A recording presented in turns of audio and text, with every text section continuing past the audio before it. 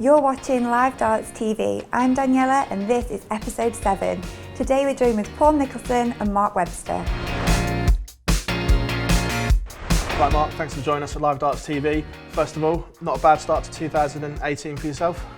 Not so much the start. I think the last couple of months I've sort of picked up. Disappointed to miss the UK Open, but 2 positive weekends in the last 2 competitions. Just need to start qualifying for those European tours now, because that's where the big jumps in the rankings are.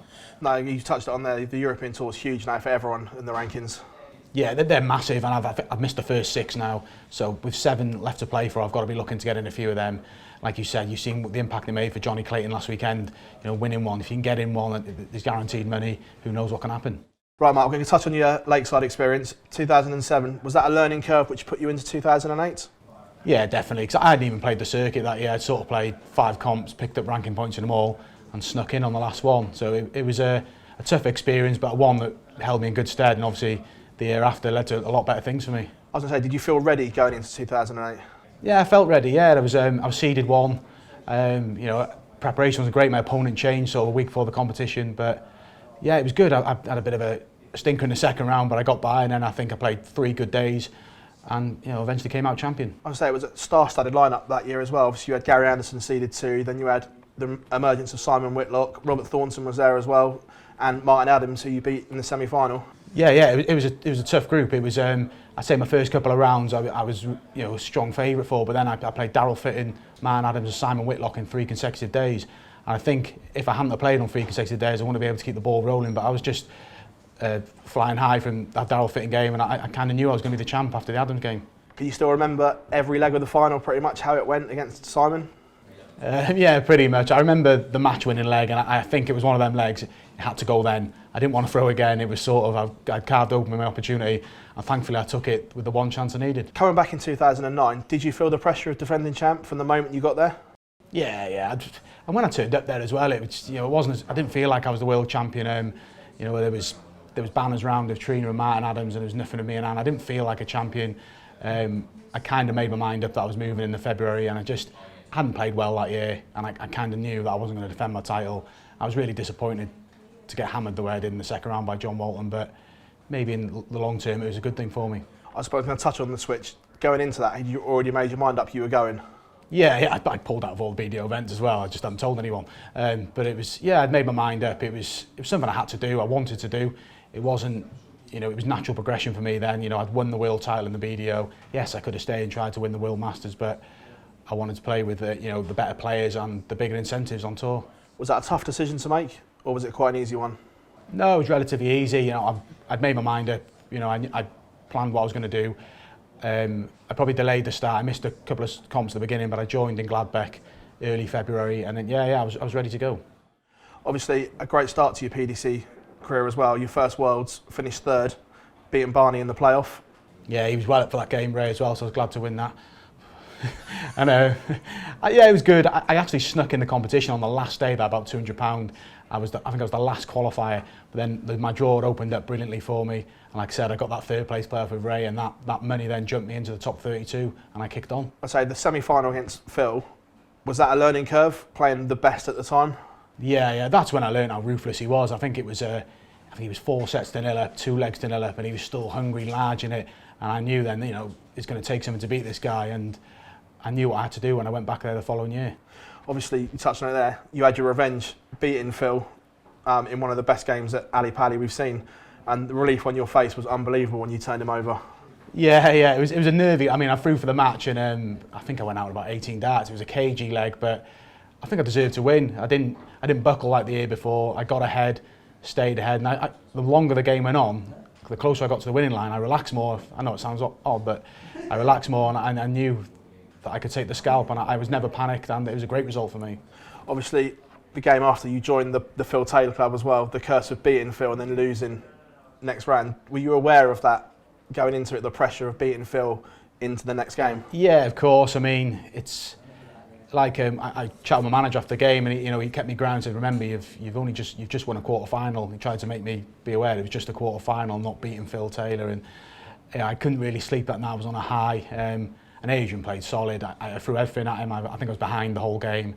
I had 1 little chance at 4 sets all, but the better man won, and yeah, it was a tough defeat for me because it was a great opportunity and I haven't really got that close since. No, and obviously moving forward there, the Premier League, we're going to touch on it. You first got a taste of Premier League action in 2009 when Wayne was unfortunately ill, so yourself and Gary played some exhibition games on the nights. Did that give you the taste of what you wanted to go from there? Yeah, and it was in Cardiff as well. They put me in Cardiff, which was good. Like I said, I didn't play well, but like I said, it was a good experience. I'm pretty good at using defeats to my advantage when I go back the second time round, and I did that. Yeah, it was a great experience. Like I said, I got to play in Cardiff as well.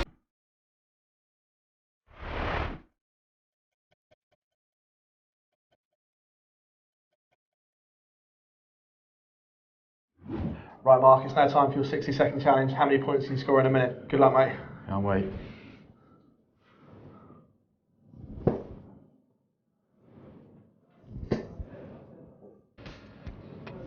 Great start. I'll take that.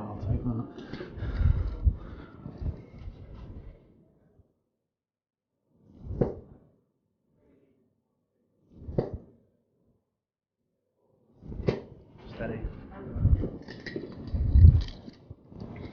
I don't think I've ever been on bullseye.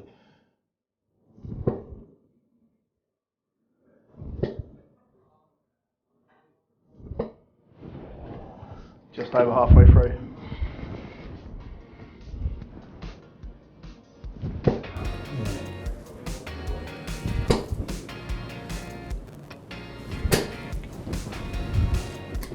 10 seconds to go, Mark. Oh, come on, Webby lad.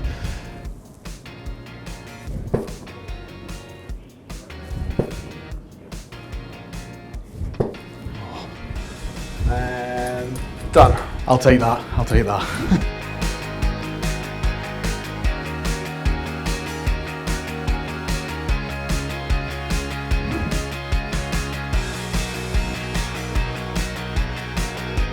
I'd have to say Las Vegas when we played out there for the Pro Tours in 2010, just a fantastic place, and you think to yourself how lucky we are to be playing darts in this venue. I just like chilling with my wife and my daughter, take the dog for a walk, maybe a little game of five-a-side at night just to cap it off. Perfect day.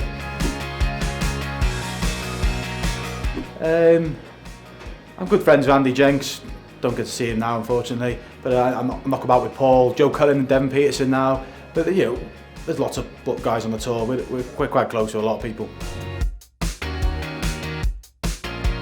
In between us, fantastic. Oh, it's got to be K9, a dog who's a police officer. What more do you want? For me, it's got to be I should say the World Final, but I think the Phill Taylor game, just for that buzz, and he hadn't lost there for almost two and a half years, I think, so it was a massive scalp for me and it bettered my career. Michael Van Gerwen, Rob Cross, it was one of those games you're watching, you think, I'll have to give up, because it was just phenomenal, and Michael Van Gerwen was playing the top of his game and still lost, so it was just amazing to watch. I like Blackpool. It's just one of those comps, you know, you reward yourself getting there because it's a really tough one to qualify for. It's the middle of summer and everybody's just happy to be there, and it's just a great competition. I'll probably be a bodybuilder. I think I've got the shape for it and I'd really get into it. I'm a Man United fan, following through thick and thin. Of course, it's been tough last few years, but I've still got faith. I like Ryan Giggs, obviously the Man United legend, a Welsh legend as well, so it's perfect for me, a top class player. Last meal, got to be the old faithful beans on toast with cheese on top. Obviously 2011, you got the call, you were in the Premier League for real. Was that a surreal moment when you got the call to say you were in? Yeah, it was. I pretty much knew I'd done it after I beat Phill Taylor. You know, the whispers were going round. Maybe probably turned my attention then. I should have been concentrating on winning a world title and not worrying about the Premier League. But yeah, it was a nice call. It was a tough experience, but you know, I've been there. I had to go. It was a long tournament for me. I was going to say, what is your overriding experience of the Premier League? Obviously, because you've got to be in a hotel on a Wednesday, then Thursday, then you've got to be off somewhere again on the Friday. Was that tough? Yeah, it was really tough, and it was sort of after the fifth week when I think I got lost 8-1, maybe 4 weeks on the trot, and you can be demoralised. And you know you're out of the competition. I'm just trying to play for pride. But I did sort of the last 3 weeks play a bit better. I think I picked up a draw against Simon, and it led for me to do well in the comps at the end of the year. But overall experience, it was disappointing. It was tough. But I think if I ever got a chance again, I think I'd do a lot better, because it's an exhibition event at the end of the day, and I think I'd be a lot more relaxed and a bit wiser than if I had ever had another go. Was there any scar tissue after the Premier League? Did you feel it? Was there like pressure on it? You think, oh, I've disappointed here, I need to get back? Yeah, it became an obsession, and it was the Richie Burnett game in 2012. I should have been there to try and win the world title. I was there to get back in the Premier League, and I was nervous against Richie, and it was a good game. Richie played really well, and I felt I was unlucky. Things went against me. I think I'd have gone back had I beaten Kevin Painter in the final of the Players' Champs, or if I'd have just lost to someone like Phill Taylor, who was already in. But the draw opened up, and Kevin took his chance as well. Andy Hamilton had a good comp, and obviously there was not 10 players then, so I missed my opportunity, and I've never really been close since. Obviously, we see it a lot now. The Premier League seems to scar some of the younger players. Is there any advice you'd give them, to any aspiring player that wants to be in the Premier League, how you approach that? Yeah, I'd take a look at Michael Smith. You know, fair play. Michael Smith went in there, and he got a tough draw, and then he got to play twice on the first night. He lost. He chased from day one. Bad experience, but look at him now. He's gone back. So just if a young player goes in, just relax and enjoy it. And if it doesn't work out for you, there's always a chance for you to go back. And don't be obsessed with it like I was. It became a bit of an obsession. I think that year, me and Paul Nicholson were battling out for it, and we got a bit hooked on it really, and we should have been concentrating on winning competitions. Is the Premier League a bit too much of an obsession for players now then, do you think? Yeah, I think so. I mean, Simon Whitlock openly said to me he was just wanted to get in the Premier League. He was very nervous at the World Championship, didn't play his best darts. He's done very well in the Premier League, but he'll admit it, at the back end of the year he was a bit nervy after the Grand Prix, because he just wanted to hold on to that spot. No, definitely, and obviously a lot's made of your form afterwards, but the rest of 2011 you actually played quite well. It was more 2012 where the form dipped a little bit for yourself. Yeah, 2012 I was obviously ranked like 9 or 10 for the year, and I just got in comps, got a bit complacent. I didn't have to battle to get in competitions. I was in all the TV events, didn't perform in them, and that's when the slide started really, and I think I really suffered a hangover from the Richie Burnett game the whole year. No, fair one. Obviously, World Cup coming up as well. Unfortunately, it doesn't look like you're going to be playing for Wales for the first time. Is that a disappointment? Yeah, of course it is, but do you know what? I've probably been a bit fortunate to stay in a couple of years, but if it is my last time, I think I went out on a high. I got to the final.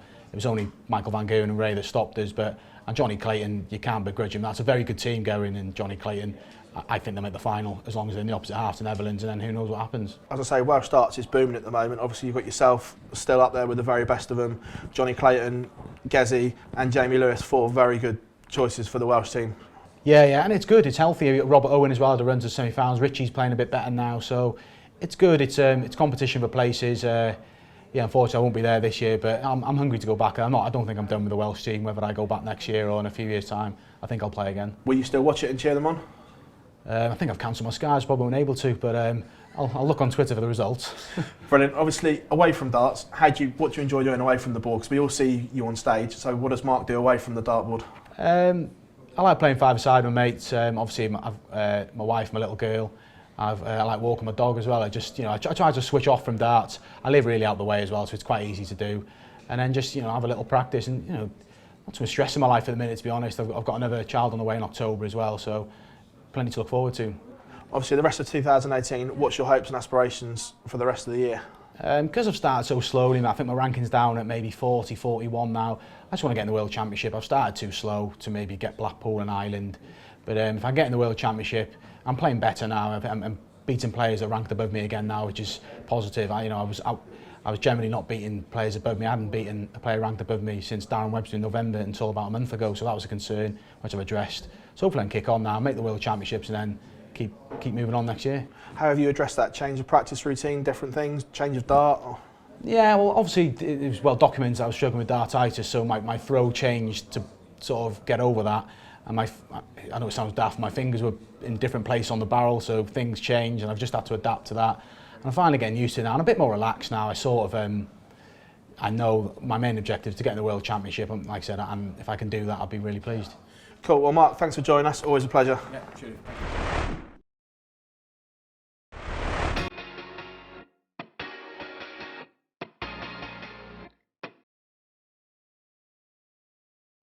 Right, Mark, second challenge. How many bullseyes can you get in a minute? Good luck.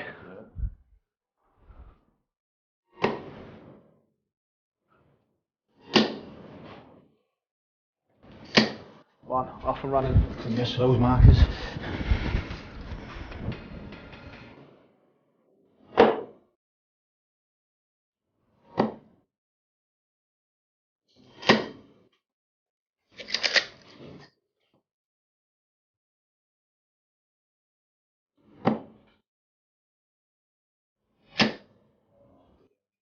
Blocked it.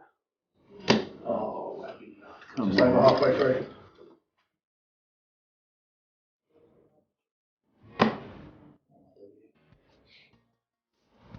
Oh. 15 seconds.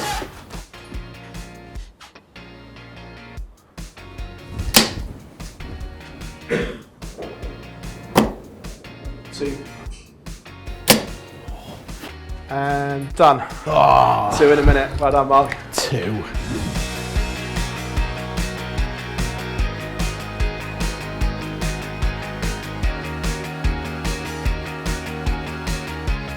My name's Mark Webster and this is my tour tale.